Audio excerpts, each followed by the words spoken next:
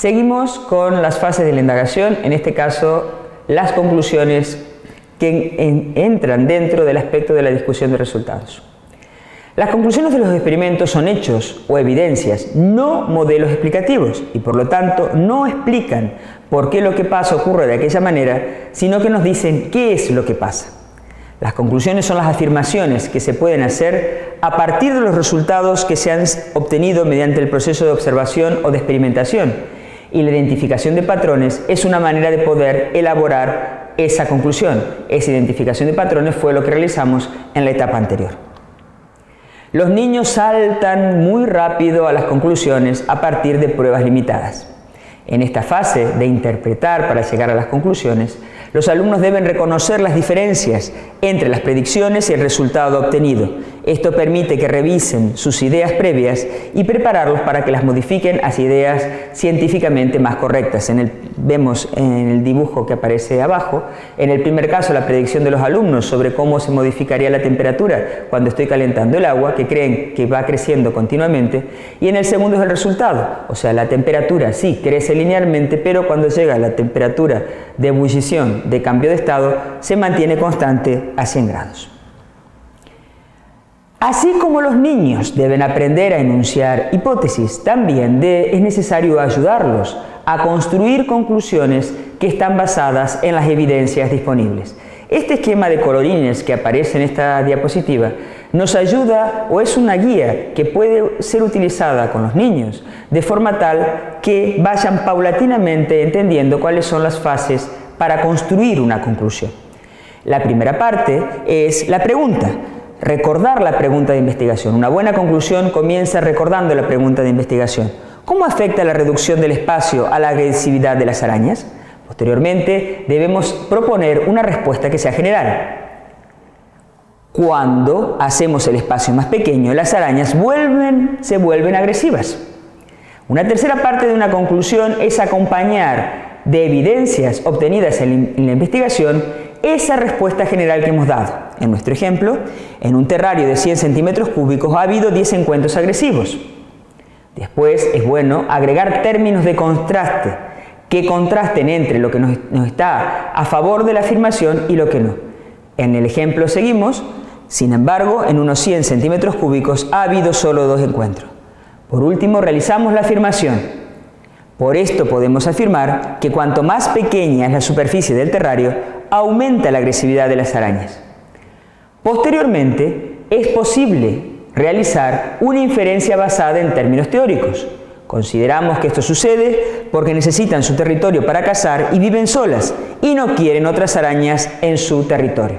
Pero en realidad las conclusiones terminan en el punto 5. Entonces, pasos importantes.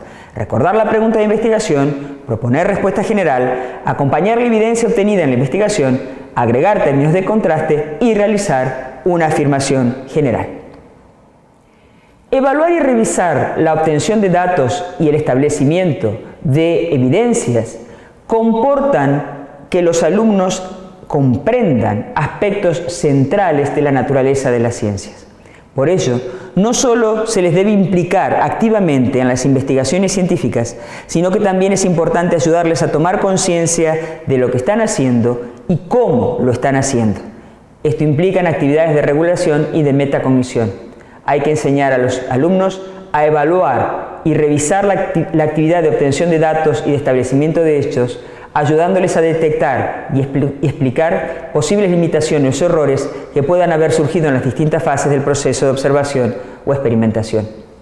Algunas preguntas que guían este proceso pueden ser: ¿hasta qué punto estáis seguros de? ¿Podéis proponer alguna manera de estar más seguros de los resultados?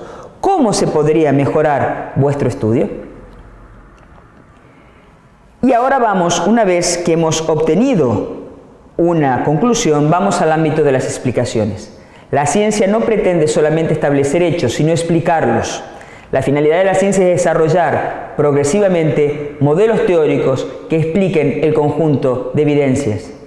Por ejemplo, la teoría de la tectónica de placas para explicar la deriva de los continentes. El hecho es que los continentes se mueven. La explicación necesita incluir el mecanismo que los provoca. Explicar es la capacidad de comprender y la capacidad de intervenir según lo que se comprende. Y justamente esto es lo que otorga el gran valor social y cultural que tiene el conocimiento científico. Sin embargo, tendemos a olvidar en la escuela la construcción de explicaciones, que es justamente donde se van a trabajar esas grandes ideas. Enseñar ciencia debe significar hacer evolucionar las explicaciones de los niños.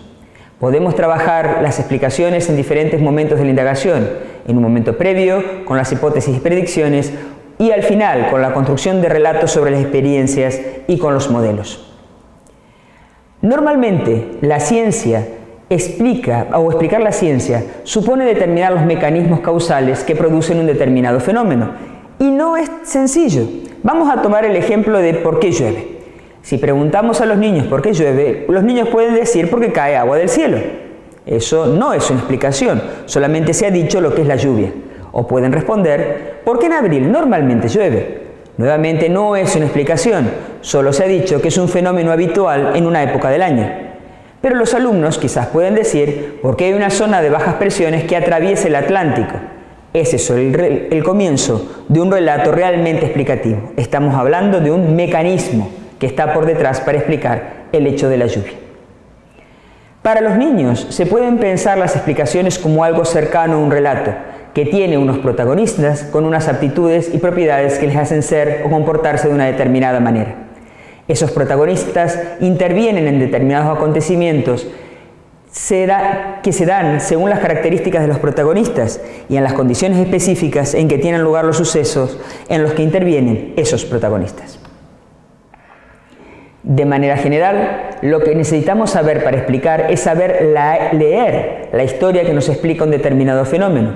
Y esto significa describir bien la escena y la acción, identificar sus protagonistas principales, saber cómo son y cómo actúan, e intentar construir la historia con lo que sabemos de los protagonistas para ver si alguna de sus propiedades o características se ajusta al comportamiento observado.